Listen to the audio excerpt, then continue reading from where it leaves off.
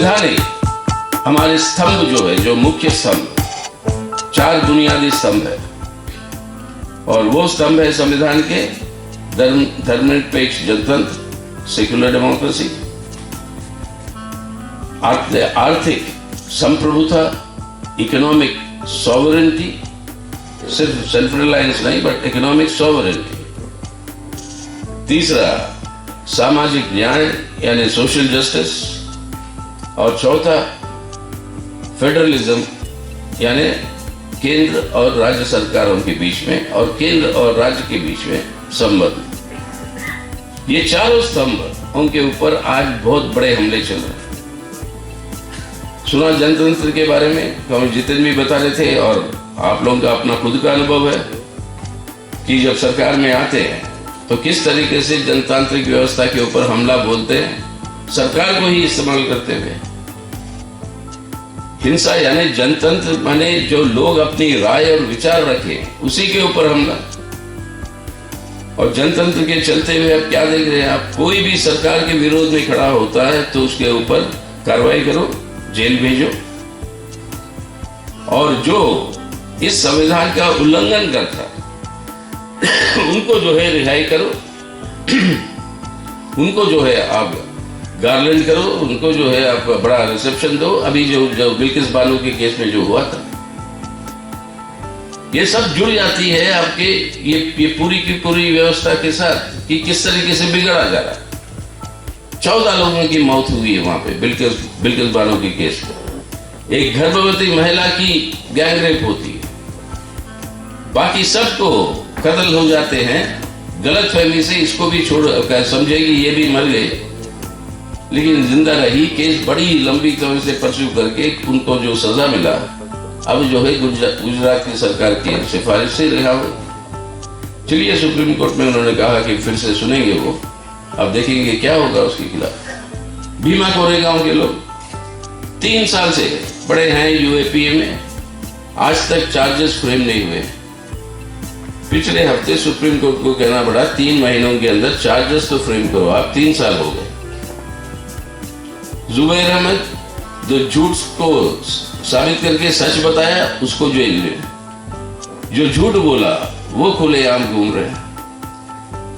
यानी स्पष्ट रूप है लोगों की जनवादी अधिकार जो हमारा संविधान गारंटी देती, वो जनवादी अधिकार तभी इस्तेमाल कर सकते हो आप अगर आप इस सरकार के पक्ष में हो।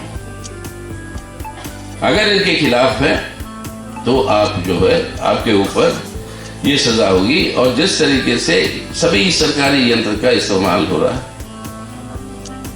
या अब दूसरी ओर से जनतंत्र का मतलब क्या है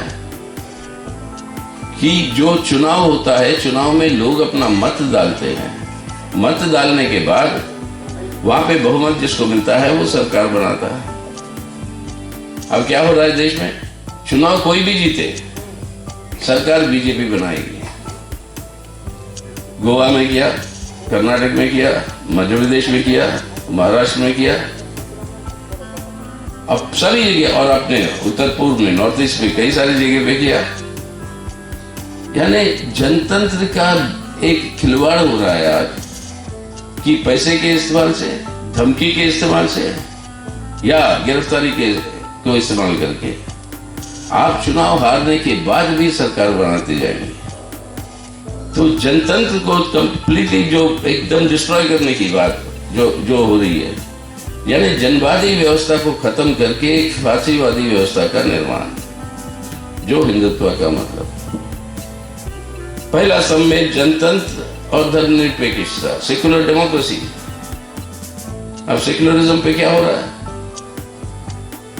हर बीजेपी की राज्य सरकारों ने आज जो है भेदभाव के ऐसे कानून लिया है, कभी लव जिहाद के नाम पे, कभी आपके गोरक्षा के नाम पे, जिसका संपूर्ण उद्देश्य यही है कि हमारे माइनॉरिटीज को टारगेट करके उनके ऊपर अटैक्स करें।